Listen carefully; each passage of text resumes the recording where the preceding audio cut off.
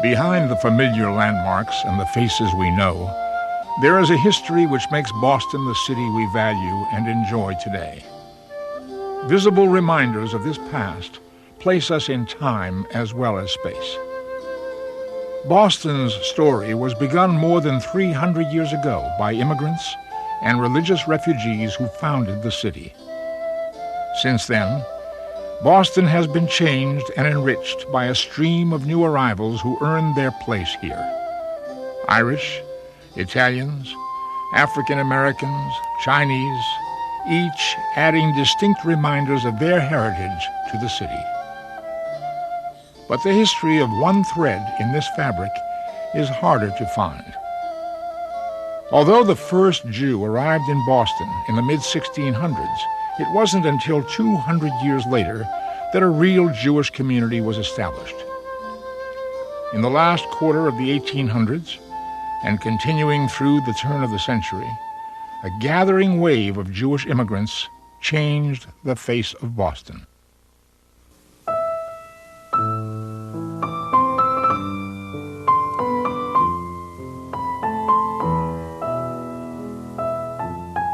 There was some sort of a pogrom going on at the time, and I remember my mother saying that was the reason why she had to take a month-old child, that was me, and take off for America.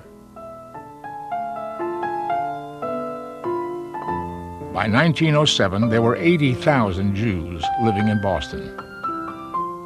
The last to arrive were called Russian Jews, although they came from all over Eastern Europe. They were poor and oppressed, fleeing desperate hardships and increasing threats. Each family packed their memories in whatever they could carry and left their homelands hoping for a new beginning. My grandmother came from Vilna when she was only 12 years old. She couldn't read or write, and she got a job in a buttonhole factory, making buttonholes on garments. Their first stop in Boston was the tenements of the North End. In 1900, 80% of the neighborhood's population was Italian or Jewish. When the North End became too crowded, many moved to the West End. It became the largest Jewish neighborhood in the city. Yiddish was the common language of Boston's immigrant Jews. In the West End, Jewish culture thrived. There were Yiddish newspapers and magazines, theaters, and songs. On every block and street corner, signs of vibrant Jewish life. Jewish tailors and barbers, kosher butchers and restaurants. Men, women, and children were all busy making a new life in the land of opportunity, striving to belong, but taking comfort in a familiar language and lifestyle. And of course, I think what held them together quite a bit was the religion as it was practiced in those days. They needed something to hold on to. The Jews of Boston joined together to pray and to maintain their strong cultural bonds. They prayed in apartments, in storefronts, in houses of worship abandoned by earlier arrivals. When economic gains allowed them to express their culture in tangible form, they began to build their own synagogues, celebrating their presence with pride and dignity.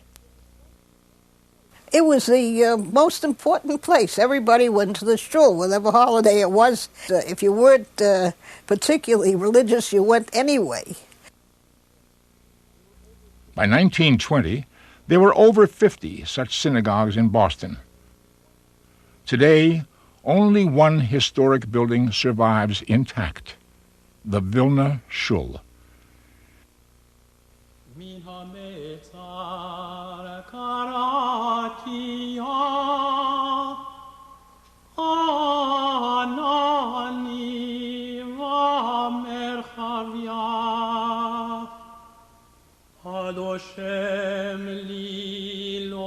It is a visible monument to the courageous men and women who pooled their meager resources to build this house of worship. The original design is amazingly intact. A Star of David proudly shows its face to the street below. Skylights flood the sanctuary with light. Large stained glass windows line the sides of the L-shaped space. The ark is carved with the age-old symbols of our Judaic heritage: the Ten Commandments, the Lions of Judah, and the Star of David. At the top of the ark sits a magnificent eagle, a powerful symbol of freedom finally found in America. It is the only Boston synagogue on the National Register of Historic Places. Like Ellis Island, it is a legacy to us and to future generations, a tangible reminder of those who dared and struggled so that we could be free. In simplicity, in silence, it is suffering the deterioration caused by the ravages of time and neglect. Let